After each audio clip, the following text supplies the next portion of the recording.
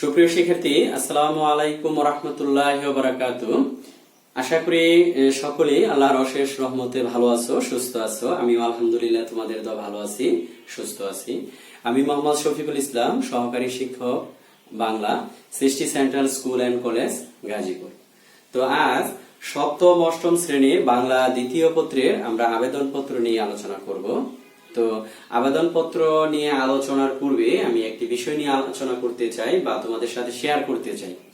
আমরা দেখতে দেখতে প্রায় 2020 সালের শেষ প্রান্তে চলে এসেছি। আমরা 2021 সালে পদার্পণ করব, আর 2021 সালে পদার্পণের মধ্য দিয়ে আমরা নতুন শ্রেণীতে উত্তীর্ণ হব, তাই না? হ্যাঁ, আমরা যারা সপ্তম শ্রেণীতে আছি তারা অষ্টম শ্রেণীতে, যারা অষ্টম শ্রেণীতে আছে তারা নবম শ্রেণীতে উত্তীর্ণ হব।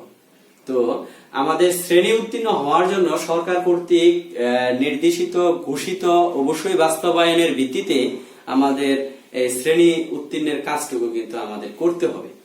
তো আমি কি বলতে চাচ্ছি সেই বিষয়টুকু কি তোমরা অবশ্যই কি বুঝে গেছো। অর্থাৎ সরকার কর্তৃক ঘোষিত আমাদের অ্যাসাইনমেন্টের বিষয় নিয়ে একটি কথা বলা হচ্ছে, বা এই কথার কার্যক্রম বা বাস্তবায়নও আমরা করে যাচ্ছি বা শুরু করে দিয়েছি, বা অনেকে অলরেডি করে জমা দেওয়া হয়েছে। তো এই অ্যাসাইনমেন্টের কাজটুকু আমাদের যথাযথভাবে কি করতে হবে? অবশ্যই করতে হবে।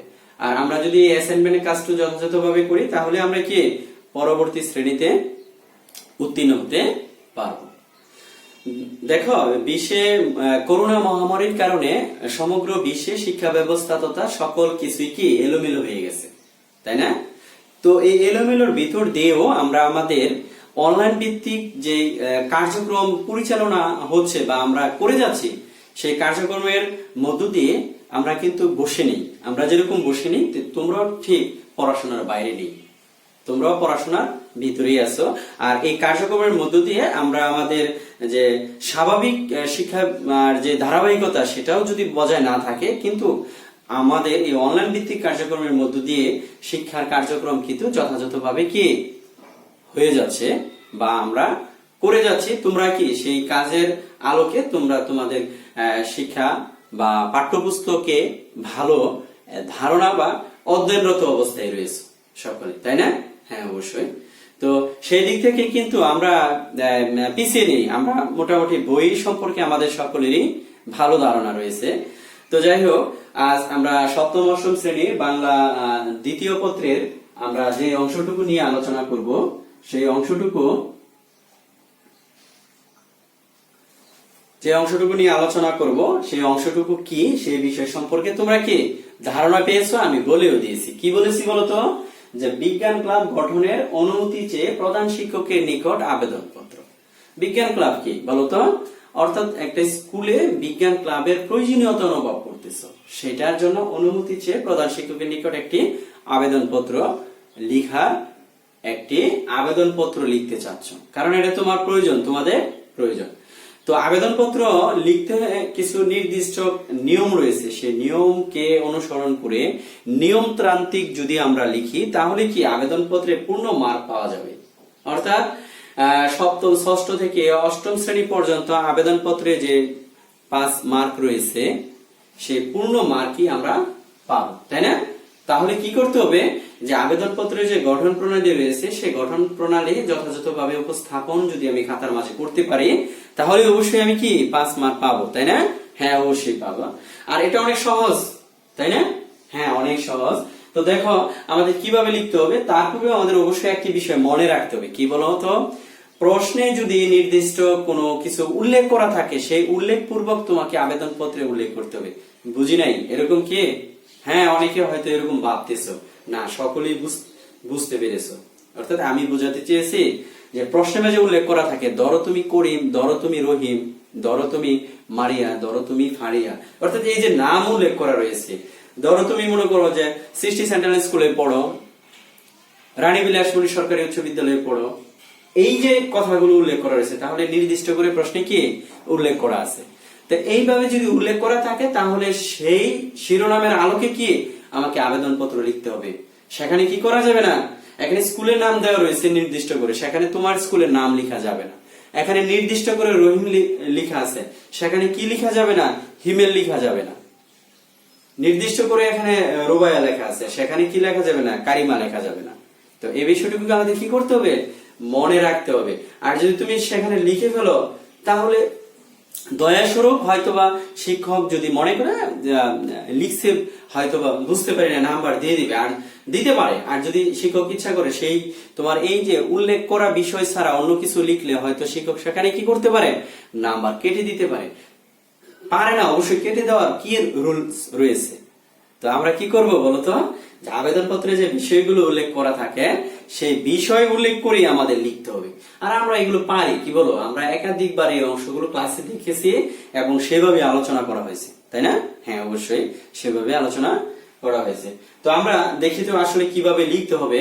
অর্থাৎ আমার যে খাতা, তোমাকে যে খাতা, নির্দিষ্ট খাতায় তুমি লিখো, সেই খাতাটা অবশ্যই মার্জিন করতে হবে। হ্যাঁ, মার্জিন করার পর বাম পাশ থেকে এক সিরিয়ালে সকল কিছু লিখতে হবে। যে আবেদনপত্রের যে বিভিন্ন অংশ রয়েছে সে অংশগুলো কি আগে পিছে লেখা যাবে না, সব এক সিরিয়ালে লিখতে হবে। প্রথমে কি লিখতে হবে বলতো, তারিখ লিখতে হবে। তারিখ 10 নভেম্বর 2020। অর্থাৎ তারিখ লেখার ক্ষেত্রে একটা বুদ্ধিমত্তার পরিচয় এখানে দিতে হবে। অর্থাৎ তুমি পরীক্ষায় যেদিন অংশগ্রহণ করলা বা তোমাকে যেদিন আবেদনপত্র লিখতে দেওয়া হলো সেদিনের তারিখটি তুমি উল্লেখ করো, এটাই ভালো হবে, তাই না? হ্যাঁ। তারপর কার বরাবর চাওয়া হলো, বরাবর প্রধান শিক্ষক। কার বরাবর, প্রধান শিক্ষক। এখানে স্কুলের যদি নাম না দেওয়া থাকে, উল্লেখ করা না থাকে, তাহলে সেখানে তুমি তোমার পছন্দ অনুযায়ী স্কুলের নাম লিখতে পারবা। আর যদি তুমি এটাও না মনে করো তাহলে এখানে ক স্কুল এরকম লিখতে পারো। হ্যাঁ। তারপরে হলো বিষয়। বিষয় কি, বিজ্ঞান ক্লাব গঠনের অনুমতি চেয়ে আবেদন।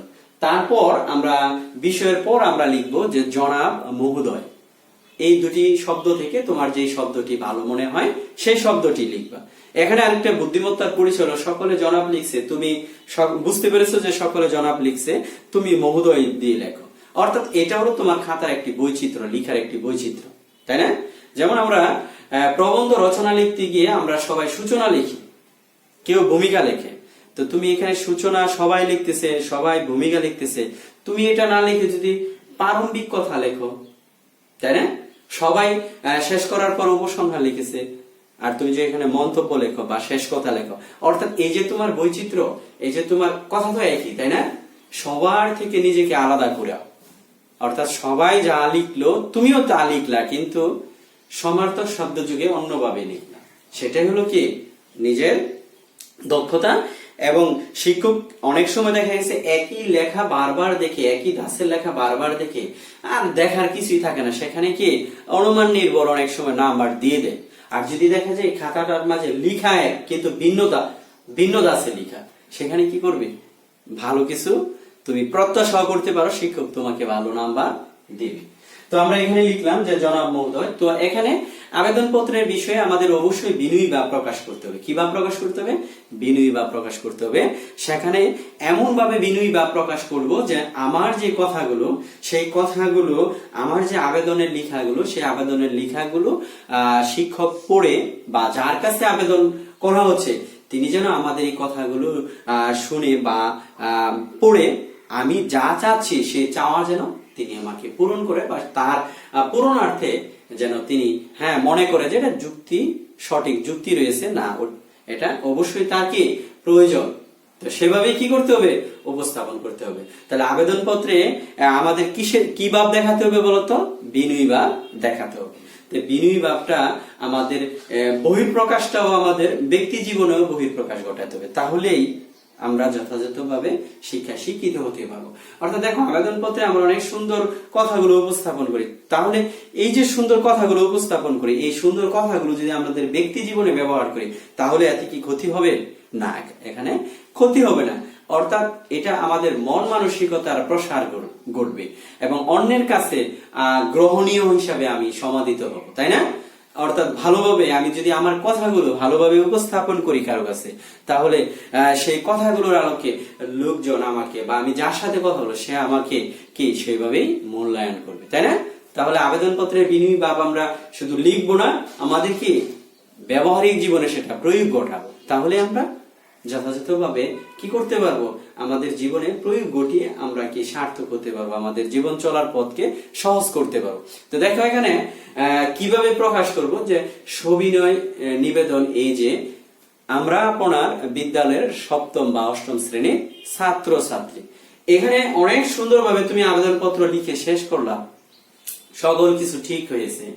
তো এখানে যদি তুমি একটি কথা ভুল করো, সে একটি কথা বা একটি শব্দ মধ্য দিয়ে শিক্ষক কি তোমার এই যে সুন্দরভাবে উপস্থাপন করলা, সেই সুন্দর উপস্থাপনটা আর এখানে পূর্ণ মার্ক তুমি পাবে না। কারণ এখানে কি যে বিজ্ঞান ক্লাব গঠনের অনুমতি, যে এখন যদি আমরার জায়গায় যদি শুধু আমি লিখে ফেলো, তাহলে কি বিজ্ঞান ক্লাব কিন্তু তোমার জন্য করে দিবে না, করবে কার জন্য, আমরা অর্থাৎ সকলের জন্য, আমরা সপ্তম শ্রেণী বা অষ্টম শ্রেণীর ছাত্রছাত্রী। এখন এই সকলের পক্ষে আবার তুমি করতে পারবো যে অষ্টম শ্রেণীর নিবেদক, অষ্টম শ্রেণীর ছাত্রছাত্রীর পক্ষে হিমেন, রুবাইয়া, এটাও করতে পারবো।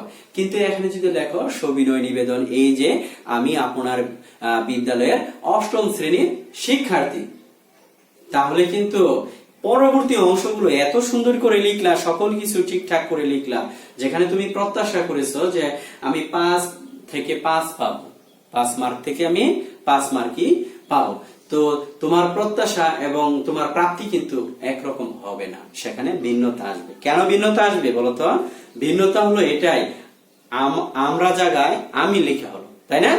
তো যাই হোক, আমরা পরবর্তী এই বিষয়গুলো আমাদের অবশ্যই কি করতে হবে, খেয়াল করতে হবে। যেটা নিজের চাওয়া সেটা নিজের মতো করে উপস্থাপন করতে হবে, যেটা সকলের চাওয়া সকলের মতো করে যেতে হবে। এই সকলের চাওয়া যদি তুমি একা চাও, তাহলে সে চাওয়া কি পূরণ করবে না, সেটা কখনোই পূরণ করার নয়। তো দেখো, বর্তমান বিজ্ঞান ও প্রযুক্তির উৎকর্ষের যুগে বিজ্ঞান চর্চা ছাড়া ভালো কিছু করা সম্ভব না। অর্থাৎ এই বিজ্ঞান ক্লাব যদি আমাদের প্রতিষ্ঠানে গঠন করা হয়, তাহলে আমরা তথ্য আদান প্রদান, পত্র পত্রিকা প্রকাশ করা সম্ভব হবে, এবং বিজ্ঞান বিষয়ে এবং বর্তমান বিজ্ঞান এবং প্রযুক্তির উৎকর্ষতার সাথে তাল মিলিয়ে আমরা কি আমাদের শিক্ষা কার্যক্রমে আমরা যথাযথভাবে আমাদের নিজেদেরকে প্রয়োগ ঘটাতে পারবো। এই উপলব্ধিটা তুমি তোমার প্রধান শিক্ষককে জানাচ্ছ। তো তারপর কি, অতএব মহোদয়ের নিকট বিনীত প্রার্থনা, আমাদের বিদ্যালয়ে একটি বিজ্ঞান ক্লাব গঠনের অনুমতি ও প্রয়োজনীয় দিক নির্দেশনা প্রদান করে বাধিত করবে। এই যে তুমি প্রকাশ করলা, এই যে সুন্দরভাবে উপস্থাপন করলা, সেই সুন্দর উপস্থাপনার মধ্য দিয়ে শিক্ষক কি করবেন, প্রধান শিক্ষক কি করবেন, এটাকে যথাযথ যুক্তি মনে করে তোমাকে কি সাধ্যমতো সে বিজ্ঞান ক্লাব গঠনের অনুমতি প্রদান করে তিনি অনুমতি দিয়ে দিবেন। তারপর সর্বশেষ কি, নিবেদক। এই নিবেদকের জায়গা কি লিখবা, তুমি কোন শ্রেণীর পক্ষে লিখেছো, অষ্টম শ্রেণীর ছাত্রছাত্রীর পক্ষে বা সপ্তম শ্রেণীর ছাত্রছাত্রীর পক্ষে বা নবম শ্রেণীর ছাত্রছাত্রীর পক্ষে, এখানে পক্ষে লিখে পরে তোমার নাম কি করতে পারো, লিখতে পারো। অতএব প্রিয় শিক্ষার্থী, আজকে যে অংশটুকু তোমাদের নিয়ে আলোচনা করা হলো, অর্থাৎ আবেদনপত্রের আলোচনার অংশটুকু আমি যেভাবে আলোচনা করেছি এবং ক্লাসেও যেভাবে এই বিষয়গুলো নিয়ে উপস্থাপন করেছি, তো আমি আশা করি যে তোমরা সকলে বিষয়টুকু বুঝতে পেরেছো। তারপরেও যদি এখানে কারো কোথাও কোনো সমস্যা মনে হয়, তাহলে আমাকে অবশ্যই কি কমেন্টস করে জানাবে। ইনশাআল্লাহ আমি পরবর্তী সময় তোমাদের উক্ত সমস্যা নিয়ে আলোচনা করব, এবং কিভাবে আলোচনা করলে তোমরা আরো সহজভাবে বুঝতে পারো সেভাবে আলোচনা করার চেষ্টা করব। তো তার আগ পর্যন্ত সকলে ভালো থাকো, সুস্থ থাকো, আল্লাহ হাফেজ।